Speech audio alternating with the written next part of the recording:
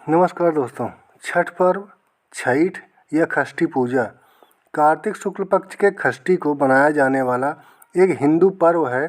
सूर्योपासना का यह अनुपम लोक पर्व मुख्य रूप से बिहार, झारखंड, पश्चिम बंगाल, पूर्वी उत्तर प्रदेश और नेपाल के तराई क्षेत्रों में मनाया जाता है। कहा जाता है यह पर्व मैथिल, मगध और भोजपुरी लोगों का सबसे बड़ा पर्व है। ये उनकी संस्कृति है। छठ पर्व बिहार में बड़े धूमधाम से मनाया जाता है।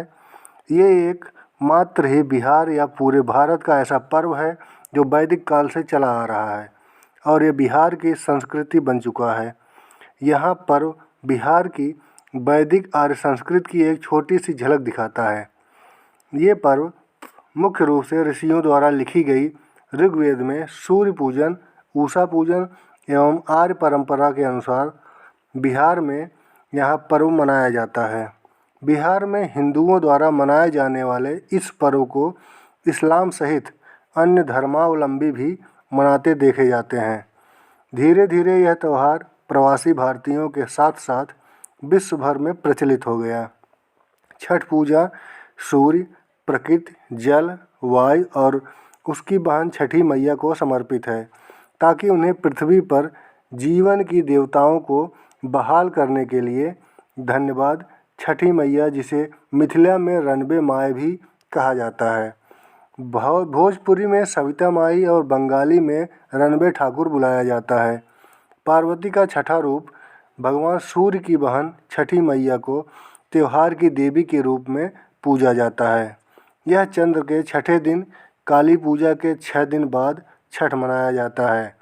मिथिला में छठ के दौरान मैथिल महिलाएं मिथिला की शुद्ध पारंपरिक संस्कृति को दर्शाने के लिए बिना सिलाई के शुद्ध सूती धोती पहनती हैं। त्यौहार के अनुष्ठान कठोर हैं और 4 दिनों की अवधि में मनाए जाते हैं। इनमें पवित्र स्नान, उपवास और पानी पीने के यानी कि पीने का पानी वृत्ता से दूर रहना, लंबे समय तक पानी में खड़ा होना और प्रसाद यानी प्रार्थना प्रसाद और अर्घ्य देना शामिल है। पर्वातिन नामक मुख्य उपासक संस्कृत पार्व से, जिसका मतलब अवसर या त्यौहार, आमतौर पर महिलाएं होती हैं। हालांकि बड़ी संख्या में पुरुष इस उत्सव का भी पालन करते हैं क्योंकि छठ लिंग विशिष्ट त्यौहार नहीं है। छठ महापर्व के व्रत को स्त्री, पुरुष, बूढ़े, जवान सभी लोग करते हैं। कुछ भक्त नदी के किनारों के लिए सिर के ऊपर में एक प्रोस्टेशन मार्च भी करते हैं। पर्यावरणविदों का दावा है कि छठ सबसे पर्यावरण अनुकूल हिंदू त्यौहार है। यह त्यौहार नेपाली और भारतीय लोगों द्वारा अपने डायस्पोरा के साथ मनाया जाता है। अब इसकी शुरुआत कैसे हुई?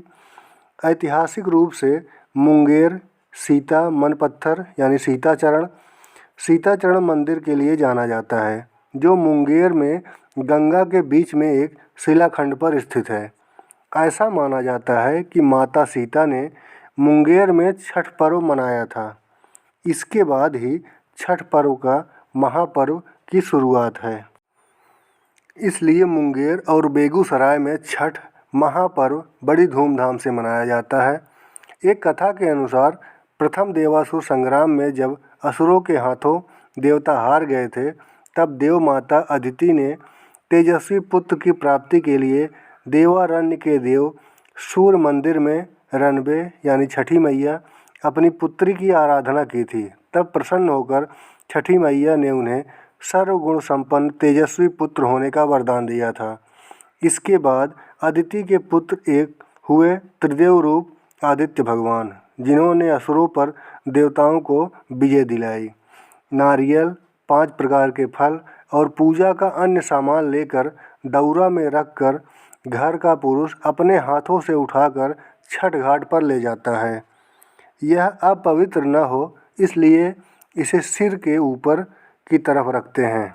छठ घाट की तरफ जाते हुए रास्ते में प्रायः महिलाएं छठ का गीत गाते हुए जाती हैं।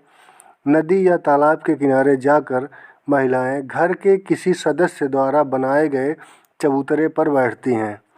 नदी से मिट्टी निकाल कर छठ माता का जो चौरा बना रहता है उस पर पूजा का सारा सामान रख कर नारियल चढ़ाते हैं और दीप जलाते हैं। सूर्यास्त से कुछ समय